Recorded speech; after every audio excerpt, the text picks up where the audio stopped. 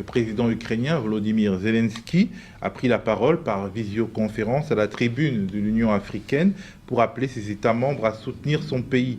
Mais dans tous les esprits, il y avait l'enjeu des céréales et des engrais, tandis que Zelensky essayait d'expliquer que son pays était victime d'une guerre coloniale, sous-entendue comme l'Afrique, qui a payé le prix fort aux colonialistes de tout poil. On ne peut pas dire qu'il a vraiment convaincu Fabrice Zelensky. C'est difficile à dire parce que il s'adresse à l'Afrique à travers ses leaders qui, eux, ont un certain poids diplomatique à l'ONU. On l'a vu lorsqu'il a fallu voter pour ou contre des sanctions contre la Russie. Il s'adresse à des leaders qui ont des intérêts personnels, des intérêts nationaux et qui, par la voix de Macky Sall, ont demandé à la Russie de pouvoir lever le blocus en mer Noire. Mais il faut savoir que le blocus en mer Noire n'est pas que du simple fait de la Russie, parce que les Ukrainiens ont miné les ports à Odessa, et parce que, évidemment, il y a la crainte d'un débarquement russe. Et on est en fait en face d'une situation où deux camps s'affrontent sur des plans à la fois militaires, mais aussi diplomatiques. Et la prise de parole de Zelensky, pour moi, c'est un peu dans la lignée de ce qu'il fait un peu depuis quelques jours. Il est dans une certaine offensive diplomatique de communication.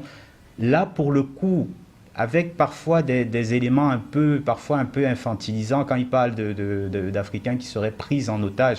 Je ne sais pas si les Africains sont pris en otage. La plupart des nations africaines ne veulent plus avoir à choisir un camp, simplement, à mon avis. Et aussi sont confrontés au fait que l'opinion publique, encore une fois, je le dis souvent, l'opinion publique en Afrique est quand même penche quand même assez pour la Russie.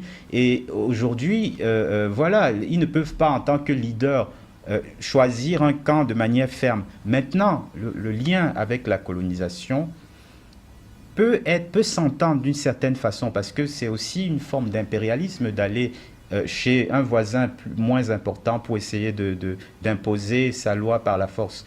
Mais les contextes sont très différents, et le rapport entre l'Ukraine et la Russie n'est pas le rapport qu'un pays comme le Sénégal a avec la France, par exemple.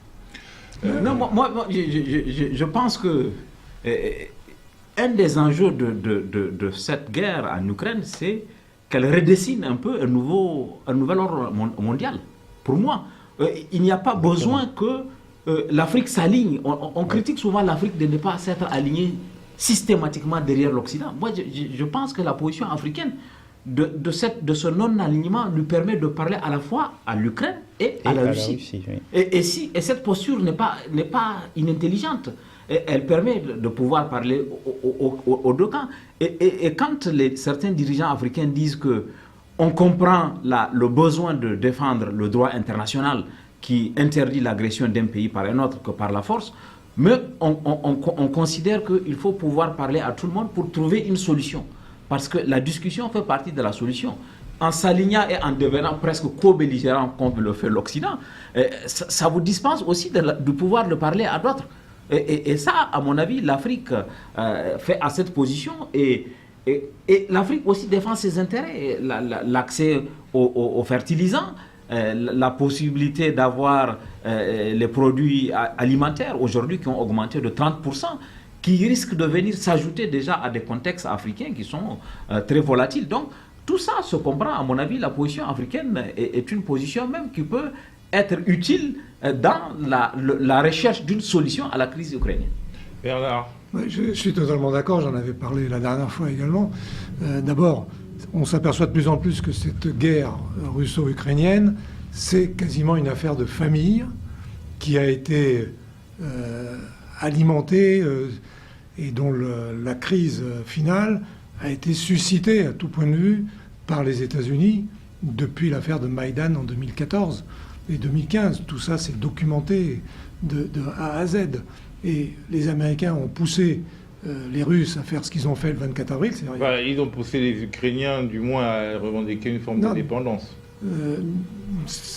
Non, ils se sont servis des Ukrainiens pour essayer d'affaiblir la Russie, et ils l'ont fait à un très mauvais moment. Ils auraient pu le faire il y a 4-5... Au moment de Maïdan, ils auraient poursuivi sur le Donbass, etc. La Russie était incapable de résister à ce moment-là. Aujourd'hui, les Russes ont senti les choses venir, et depuis 8 ans, ils se préparaient. Et il faut savoir, c'est pas moi qui le dis, c'est l'OSCE, c'est-à-dire l'observation de l'Union européenne, qui dit qu'une semaine avant l'attaque russe dans le Donbass et sur Kharkiv, il y a eu des centaines et des centaines de tirs d'artillerie ukrainienne qui préparaient l'offensive ukrainienne sur le Donbass. Donc, Poutine a anticipé ce que Zelensky voulait faire. Et c'est pour ça qu'aujourd'hui, on est dans une impasse. Ce qu'il pensait que Zelensky voulait faire. Non, c'est pas ce qu'il pensait. Si, c'est écrit noir sur blanc. Zelensky l'a dit au Parlement, etc. Et les Américains les ont poussés à ça. Et quand Biden dit les Russes vont attaquer tel jour, telle heure, le lendemain, les Russes attaquaient. Ils savaient très bien ce qui se passait. Et aujourd'hui, le problème, et ça, quand les Américains ont fait ça sur les Russes, ils ne se rendaient pas bien compte, et l'opinion internationale non plus, c'est que maintenant, après 4 mois, on commence à voir se dessiner un élément majeur du XXIe siècle, c'est-à-dire qu'on va changer de paradigme. Le paradigme de l'État américain, l'impérium américain, se termine. Et dans 10 ans, on pourra dire que la brisure s'est faite à l'occasion de cette guerre. Mais à l'occasion de cette guerre également... Et c'est pour ça que les Africains ont surtout intérêt à ne pas mettre leurs mains ni dans ou leurs pieds, ni dans le feu américain, ni dans le feu russo-chinois dans un premier temps, et d'affirmer leur existence. Mais justement, cette crise consacre aussi le fait qu'un certain nombre de puissances comme la Russie et l'Ukraine parlent à l'Afrique comme si elle était une entité unique. Il s'agit de parler à l'Union africaine plutôt que d'essayer de faire son marché au sein des nations africaines, ce qui était la règle depuis les indépendances. Mais est-ce que, sérieusement, l'Union africaine a une diplomatie ?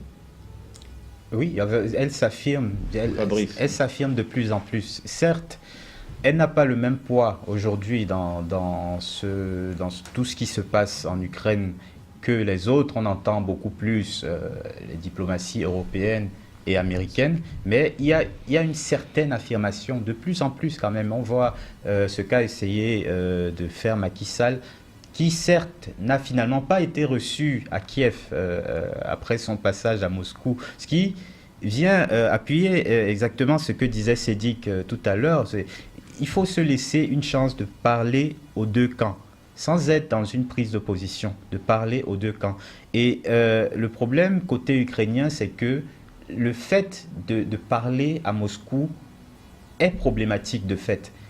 Ils l'ont reproché, Zelensky l'a reproché à Macron, à Emmanuel Macron, d'être en permanence en train d'échanger. D'ailleurs, je pense qu'il y a eu un terme qui a été créé, macronisé, ou qui signifie parler pour ne finalement avoir rien de concret au final. Et je crois que quelque part, si on s'empêche de parler aux interlocuteurs dans une guerre, on retarde la préparation de l'après-guerre. Et les Africains n'ont aucun intérêt aujourd'hui, l'Union africaine, à ce que, au lendemain de la guerre, les relations soient tendues, quitte avec la Russie ou avec... Non. Alors, Théophile, l'Union africaine a une diplomatie, mais pour avoir une diplomatie, il faut avoir une doctrine. Est-ce que les contradictions qui divisent l'Afrique, en réalité, lui permettent d'avoir une diplomatie commune? Parce que finalement, ce sont les autres qui érigent l'Union africaine en interlocuteur. Mais l'est-elle vraiment? Oui, non, mais effectivement, te connaissant, la question a beaucoup de sens. Jusqu'ici, la diplomatie africaine n'a pas brillé, la diplomatie de l'Union africaine. Elle n'a pas brillé par son efficacité, par sa présence. Mais si, à l'occasion d'un événement dramatique comme celui-là, on peut construire un dénominateur commun. Et c'est vrai que les intérêts, peut-être, de l'Afrique du Sud ne sont pas celles de la Guinée équatoriale. L'Afrique du Sud ayant son industrie, etc. Mais il y a une chose, je te coupe une seconde. L'Afrique du Sud est dans les BRICS. C'est ça, et dans les BRICS. Donc déjà, ils sont dans un camp. Mais à mon avis, cette diversité d'intérêts ne doit pas empêcher qu'on puisse avoir un dénominateur commun, un minimum, sur lequel on peut s'entendre pour peser dans le débat international. Par exemple, tous les pays quasiment sont concernés par la question de la difficulté d'accès aux produits alimentaires. L'Afrique importe 30 milliards de dollars de produits alimentaires par an. À part quelques pays africains, il n'y en a pas des pays qui sont à 100% autosuffisants. Donc l'enjeu de la question alimentaire peut être fédérateur de l'ensemble des pays africains. Donc sur des questions comme ça, à mon avis... Mais ça ne suffit pas à faire une doctrine. Ça ne Ce suffit n'est pas le manger. Il y a des éléments. Les éléments de la doctrine sont là. Maintenant, il faut trouver les ressources humaines aussi, les personnels qu'il faut. Et ce n'est pas l'Union africaine qui les fournit. Peut-être un monsieur diplomatie. Et ce n'est pas l'Union africaine pour l'instant qui les fournit. Mais il y a un besoin. Et l'histoire récente montre qu'à chaque fois que l'Afrique a essayé de s'entendre sur un minimum commun, elle devient plus influente. On a vu par exemple dans le cadre de négociations sur les questions environnementales et sur les questions du changement climatique, les rares fois où l'Afrique a réussi à parler d'une seule voix, au moment de feu, comment dire, à Copenhague avec feu le Premier ministre Meles Zenawi qui était le porte-parole, l'Afrique avait obtenu des engagements précis. Donc pour moi, ce besoin-là est là, il est important. Et si l'Afrique veut peser dans les relations internationales, il ne faut pas que nous ayons à 54, que chacun parte.